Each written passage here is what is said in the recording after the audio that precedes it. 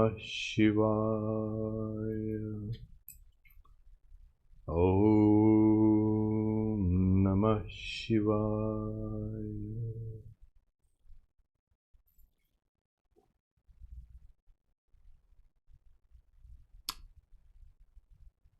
We've commenced the second part of Mantra Yoga 2. This series will fine-tune the practice of Japa, or repetition of God's name, so that we can dive much more completely into this essential spiritual practice. We've titled this Meditative Japa. Now, what is meditative Japa? Is just a kind of a play of words. Is it doing Japa meditatively, or doing, you can say, Japa meditatively? It's just a play of words? No.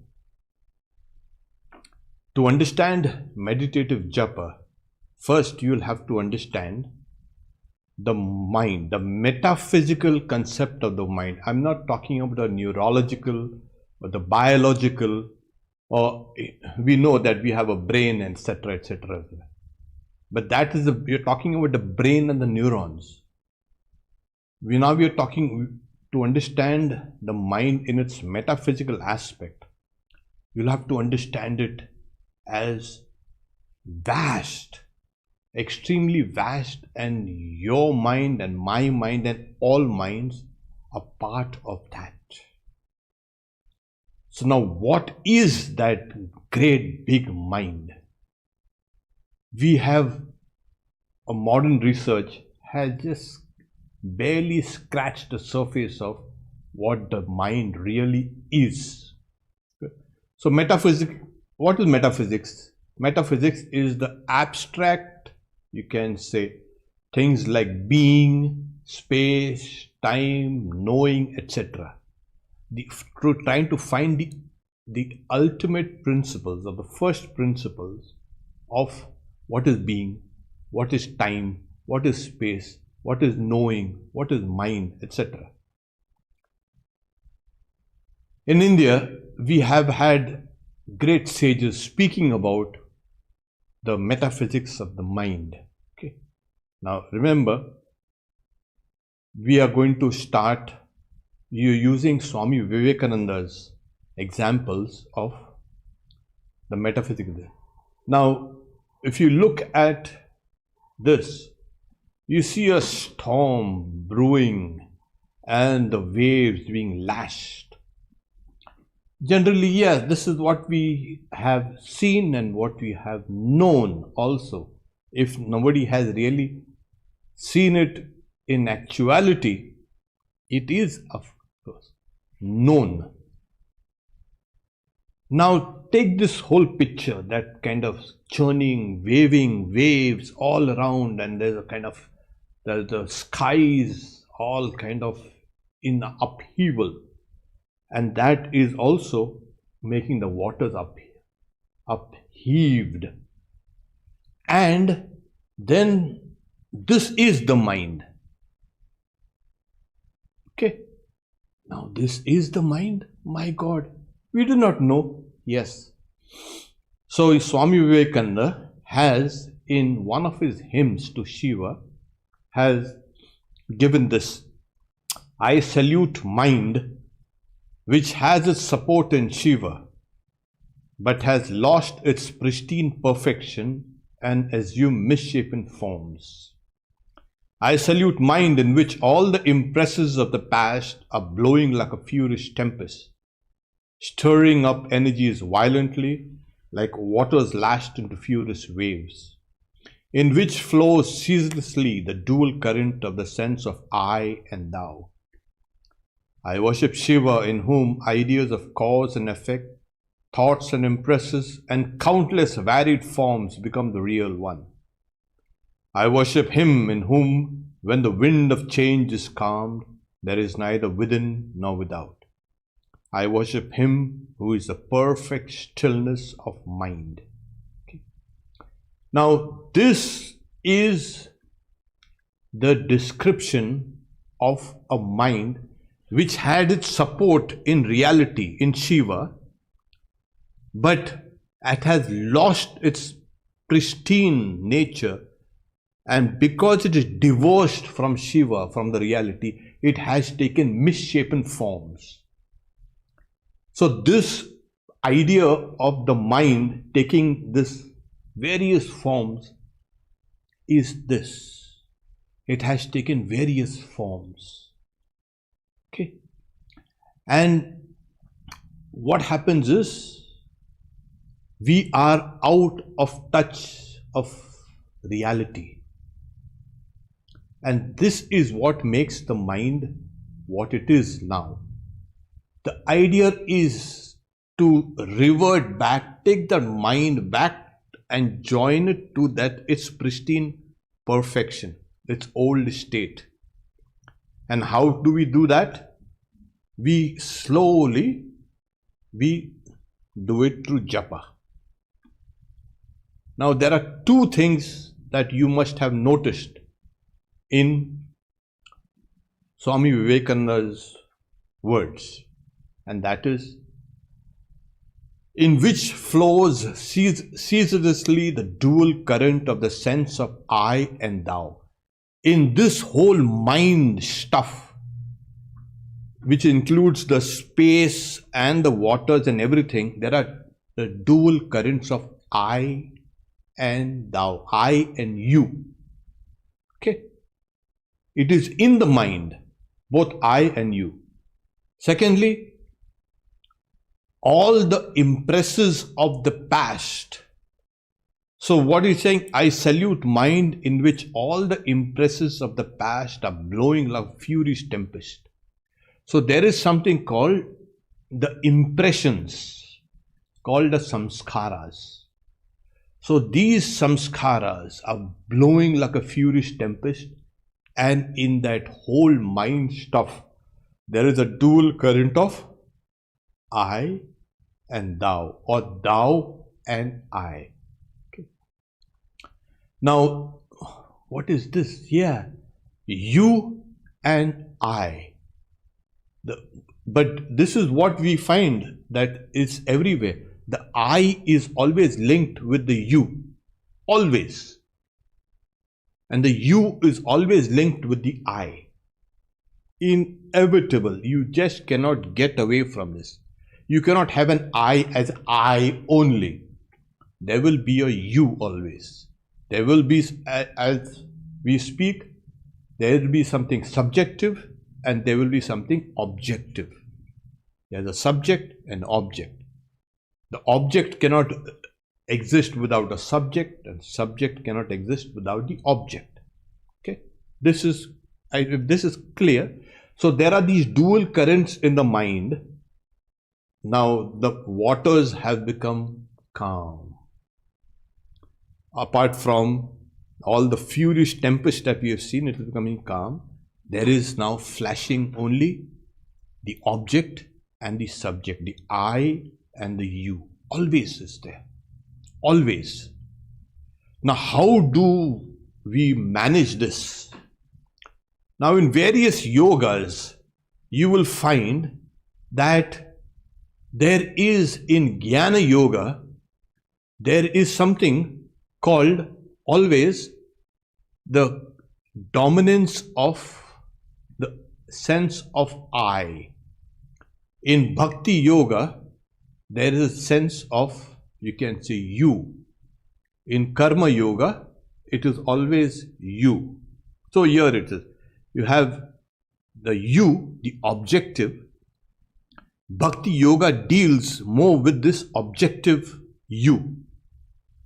You are God, or you are reality, I love you, and this and that, you. Karma Yoga also is you are exercising your body and the mind and etc.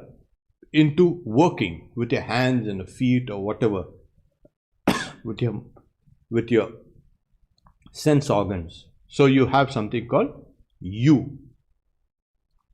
In Jnana Yoga, it is a sense of I. Now it is more dominant on this I. Who am I? Who am I? Find it out. In Raj Yoga, we also have this something called try to find out, try to control the mind through the higher mind. Okay, this is that Raj Yoga. It is not that Bhakti Yoga exclusively is in the you and the Karma Yoga is exclusively, it is part of what, but it is more dominant on this side. Bhakti Yoga and Karma Yoga is on the you, on the I, there is always more dominant Jnana Yoga and Raja Yoga. In Mantra Yoga covers both, more or less equally, you and I. Okay, it is more pervasive, it is more comprehensive. So you will have the dominance on both the sides, both the I and you. Now understand this you and I, they are these dual currents in the mind, in the metaphysical mind. Now when you're talking about metaphysical understanding of the mind, it includes the cosmic mind as well as the individual mind. This whole mind can be seen from the cosmic standpoint. The whole cosmic mind is undergoing this I and you, this dual current, along with all the storm that's rising. From the cosmic standpoint, you can see it's like this. From the individual standpoint also, if you see, it is also like this. In the individual mind, you have something called the I, it is therein. And there is also the you. But I say that it is you outside. Here it is outside, there. It's there. No. Your perception of the outside is actually happening inside. A thing may be outside, but the perception is always inside. Always. So there is an internal perception of both I know I am existing. At the same time, I know this, I'm seeing this outside. So this I and you also. At the same time, we have all these. I'm trying to meditate and hundreds of thoughts come up. Where did these thoughts come from? All these stupid things. 20 years ago, I did something, I said something, that thing is still coming around. Why?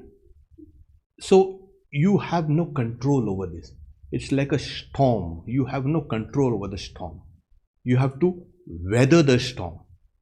Now, how do you weather the storm? How do you control the whole thing? Yes, again, through mantra japa. That is the best and the easiest way. Now, when you say you and I, like we are doing the japa, okay?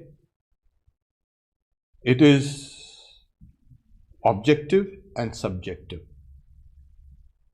To put it more precisely, it is outside and inside. You always feel the I is more internal and then the you, isn't it?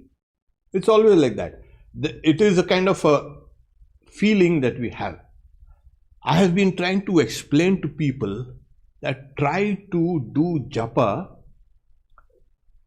through the heart, and I've always concentrated on trying to make you all understand that it is here that you have to visualize the deity. It is here you have to understand this idea of fear. What happens is we constantly look here. We think here, and we don't think at the back of the head. You notice something? It's always here. And when we are meditating or doing japa, we are doing it here. What happens there? We are used to thinking like this here. And secondly, people have been preaching, yeah, this is the third eye, this is the pineal gland, it is this and it is that, Agnya Chakra. And so we have been comfortable here, and it is, initially it is very easy, but it is easy, it cannot be sustained for a long time. You try to meditate here, you won't be able to sustain it. So there's a trick. The trick is What is it? When we are meditating and doing japa, objectively in the you section, we are doing it from here. It is outside. It is somewhere here. When you're meditating, it's always somewhere here, in front of your face or here. When you're doing it through the I, it is actually here. How can you do that? See, the I is felt all over the body. It's felt all over the mind, but it is felt more here in the heart.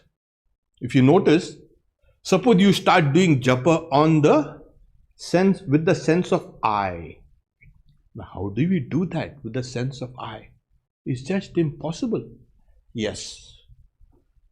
There comes a time as you're practicing japa, from the outside it is reflected inside. You identify your I, which is everywhere in the body, all, but it is felt here. The sense of I also is felt all over the body, but it is felt more here in the heart. So as you identify your I with the mantra, and the mantra is the name of the deity, God, then what happens is that mantra is now vibrating all over your body and mind, but it is felt here in the heart.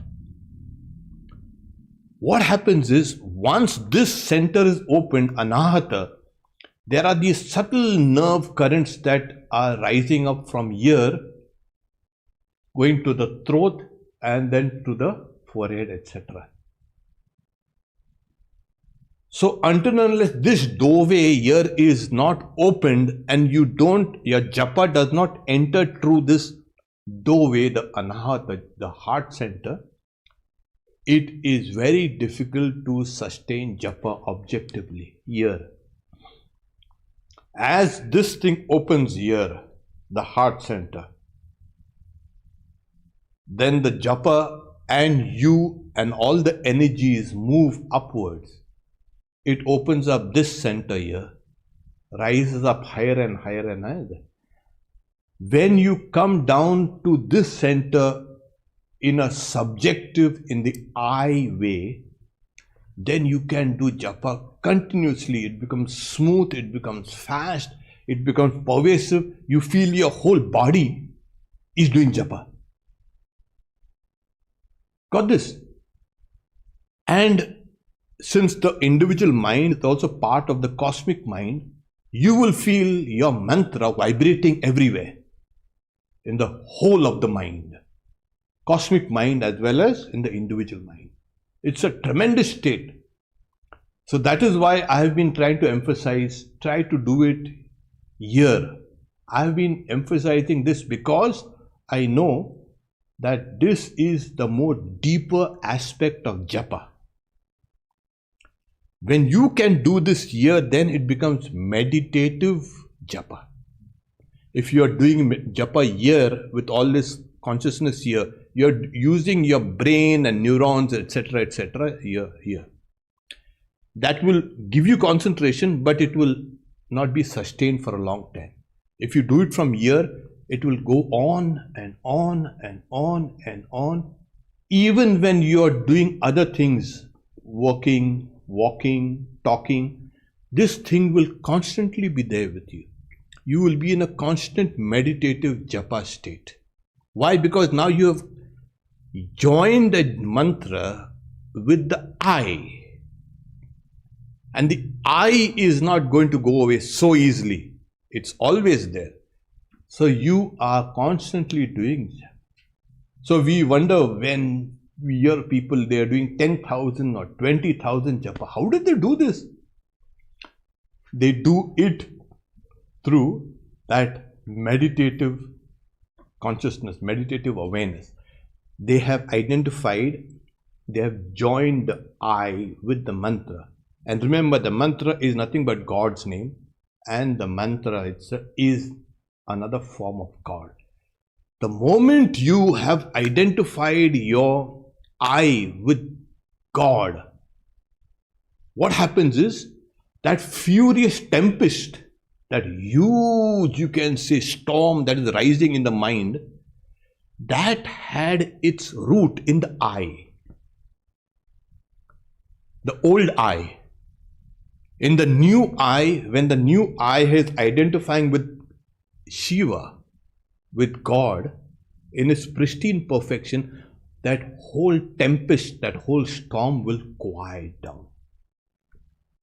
This is the tremendous fact.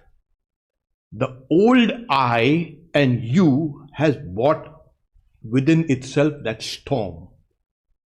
Now the new I, which is now identified with the mantra with Shiva, has cut that whole storm. All that storm will become calm. There is then just a feeling of I am a part of God, or I am a child of God. So I will be identified with my ancient identification with Shiva. So this is the best way to control the mind. People say, how do I control the mind? This is the way. So how do we mature it? How do we mature that sense of mantra japa from this year? As you keep on doing japa over and over and over and over again, what happens is, you will find it first year, then you will find it emerging from somewhere here, then you will find it emerging from somewhere here, and then later on you will find it emerging from here. Okay. This is one of the reasons why I emphasize also to think of the meaning of the mantra. With the word, the sound of the mantra, the meaning of the mantra, and the visualization. This will give that mantra a depth. It will get inside. Once that consciousness from here flips down to here, an amazing change comes over you. Amazing. You will find no difficulty at all in having that automatic japa. You don't even have to try. Your I, which is now the real I, which is identified with Shiva, will keep on and on. As long as you're conscious of the I, it will be consciously doing the japa over and over and over and over and again. It's not going to interfere with you. And that sense of I belonging to Shiva takes over. You know now that I am immortal, I am beyond all death, I am beyond all forms of physicality. I am that spiritual. This is the awakening of the spiritual I. It is also called awakening of dhi, of buddhi, etc., whatever in the scriptures. This is meditative japa. And as you keep on, that's why reason why, as you keep on doing japa, you must be able to switch it on here. So we will try this practice, okay, slowly. We can sit down straight, please. Just be comfortable wherever you are. If you are sitting on the chair, where you are sitting on the kind of floor or on the seat, whatever, sit down. Close your eyes, please.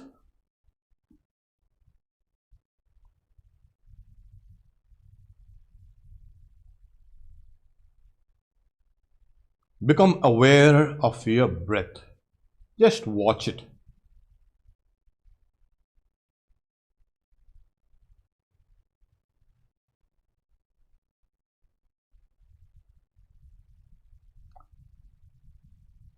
Now become aware of your eyes looking at that screen of the mind.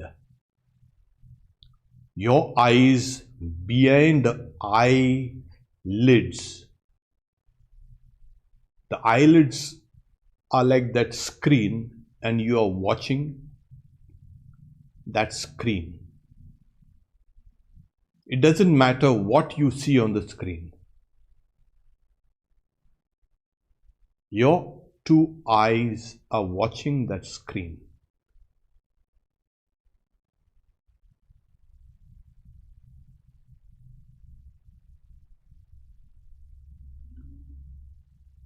Now watch that same screen with your mind's eye. You'll say, what is this mind's eye?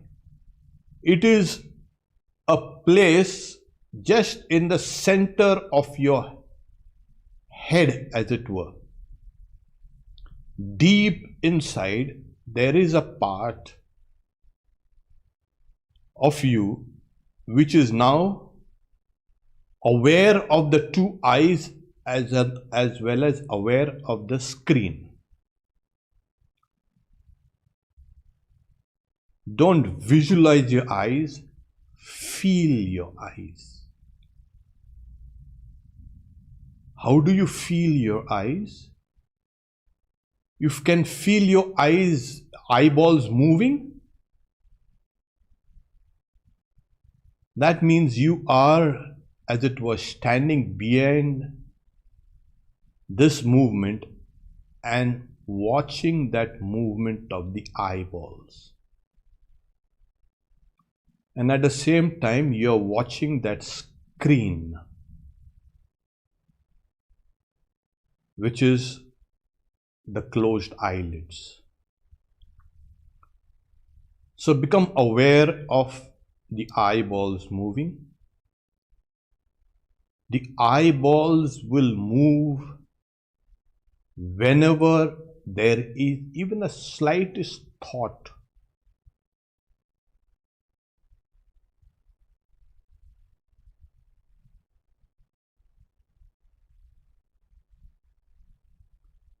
This is generally human consciousness, centered here.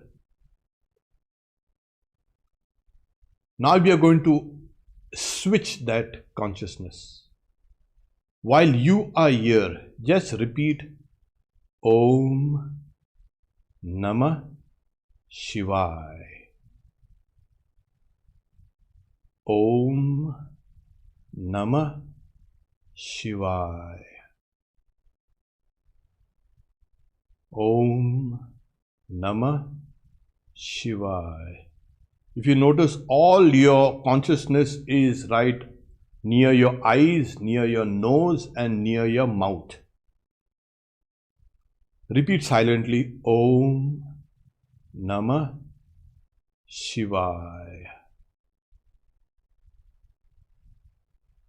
Now repeat it audibly, please. Om Namah Shivaya. And you can open your eyes for a while and watch the screen where we have the picture of Shiva.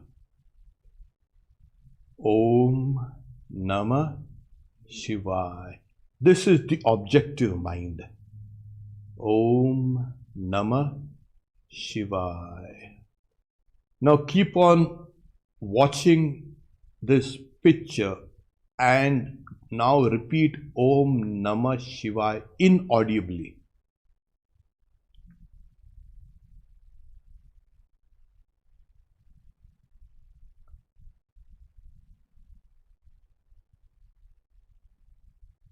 Now close your eyes and keep on repeating while seeing that image of Shiva in the mind.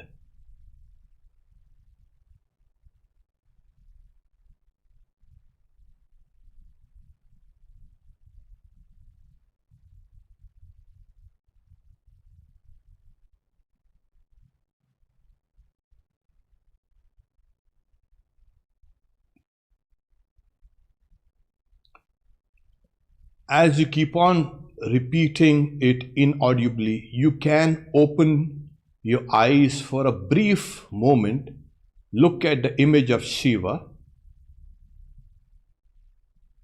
keep on chanting the mantra.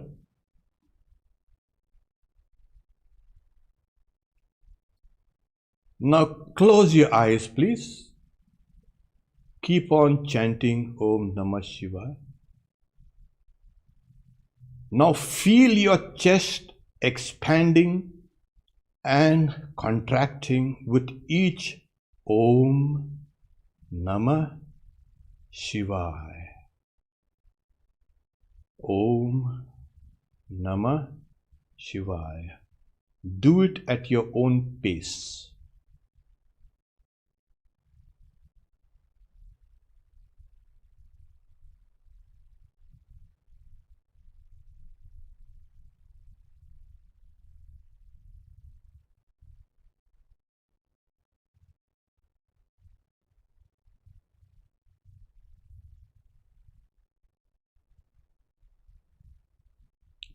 As you are doing Om Namah Shivaya at your own breathing space,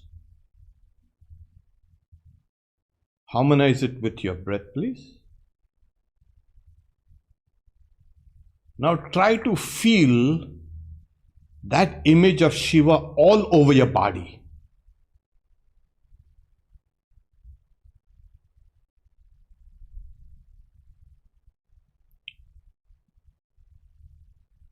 You can feel either Shiva is in you or you are in Shiva.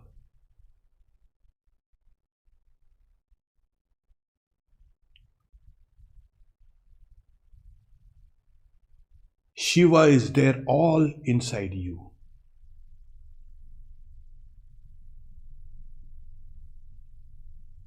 Keep on inaudibly chanting Om Namah Shivaya. Feel Shiva inside you. If you're feeling any difficulty, you can open your eyes briefly. Again, watch the screen.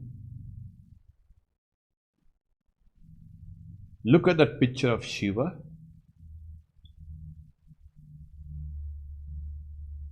Close your eyes and see that whole picture there within you.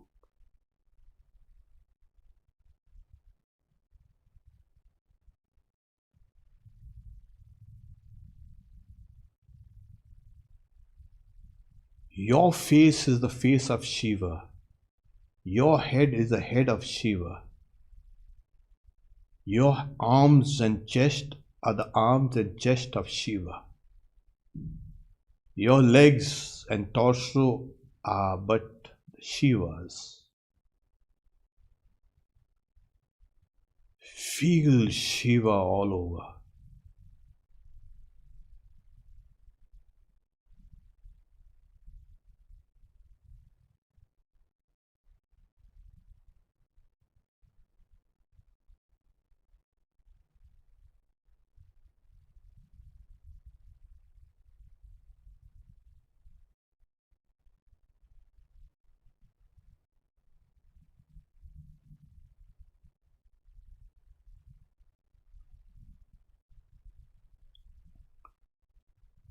Okay, slowly now stop visualizing. Take a long deep breath. Open your eyes. You get the idea. Shiva, as it were, is there inside you, all around. Because the sense of I is all over you. And this I is identifying with Shiva. So Shiva is there all over you. As you keep on doing this, feel as it were that you are either in Shiva or Shiva is in you. Something like that. You are, as it were, immersed in Shiva. Then what happens is this I will start being felt more and more here in the heart. And this will flash open. And as this flash opens, you will find everything as Shiva there. It's a tremendous state of feeling. No longer you have to concentrate here, my Shiva is in the heart only. No, Shiva is everywhere. The picture of Shiva, the image of Shiva, all your hands and legs and feet and everything is nothing but Shiva's hands and feet and legs. The name is constantly being vibrating in you. So the name and the form, you are completely immersed in that sense of Shiva. Now for today we are using Shiva, Om Namah Shivaya. If you have your particular chosen ideal, your Ishta, use that mantra and use that image. If you have a liking to a particular god or a goddess, use that name and use that figure. But feel that figure or the image and the name is, you are immersed in it. If you can do that, you have come down to the sense of doing japa with the sense of I. And then you don't have to think, is it here, is it here? It is everywhere. Especially it will be felt here. And then the whole thing will flash. Okay. Om Shanti Shanti Shanti Hari Om Tat Sat Shri Ram Krishna Arpanamastu. Om Namah Shivaya means I salute Shiva? Yes, I salutations to Shiva. Okay. So we will not be meeting next Saturday. Obviously, we have given that kind of arrangement. And the next Saturday's class on 2nd October will be shifted to the 1st of October. So please remember, next Saturday I will be in San Diego for a talk there. And then, yes, 2nd October is Mahatma Gandhi's birthday, Saturday. So we'll do it on the 1st of October. And then subsequently, we will have it on Saturdays only. It's only for this particular one Friday of October that we are doing it. Om Shanti. 3 questions came, 4 questions. Okay. Yeah. I see twofold asampragnata, asamprayoga and ishta deva samprayoga. Twofold. You see, you must ask questions about the particular practices we are doing. Okay. As mentally reciting Om Namah Shiva, another name of Shiva keeps interfering. What other name of Shiva? Repeat that also. Doesn't matter. Is that normal? The mantra was Om Sarvangaya Namaha. You keep on doing Om Sarvangaya Namaha. Is any mantra for success in entrance examination? Yes, there is a mantra. Work hard. So that is a mantra. Work hard, concentrate, study, and you will be successful in it. My mantra is Om. Okay.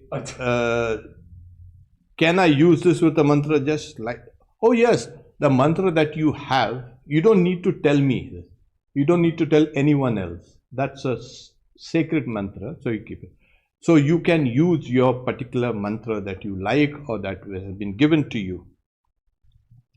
Can we do this even if during the initiation of a guru said we should meditate on the Ishta Devata? Yes. Slowly you will find your Ishta Devata, which is all over the body, now in the heart. Because you will feel your eye as it were radiating from the heart and going out all over the place.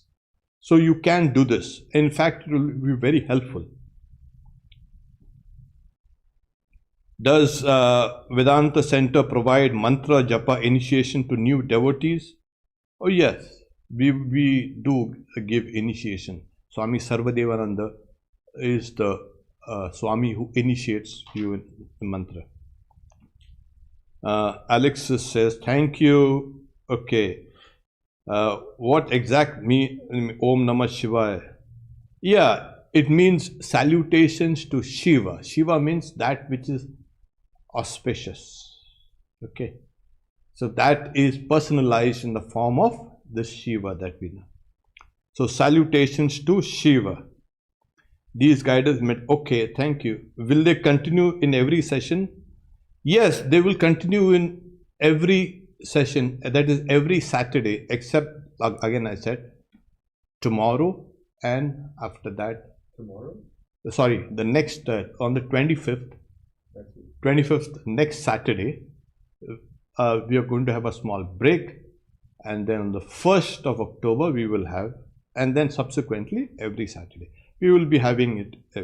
So this is the second part of the series that we are doing on Mantra Japa. Okay. Thank you. Favorite mantra? Yes, go ahead.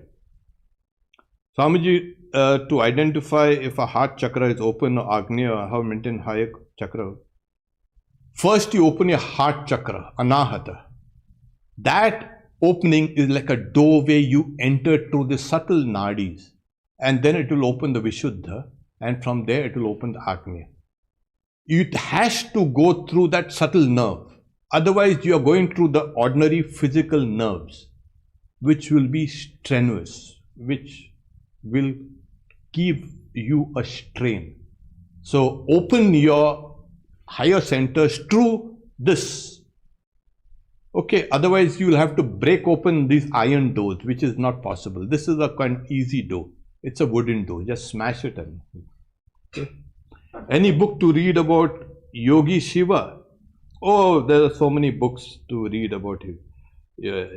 So, but if you are interested in the books on deep meditation, etc., I would recommend reading Swami Vivekananda's books on the 4 yogas.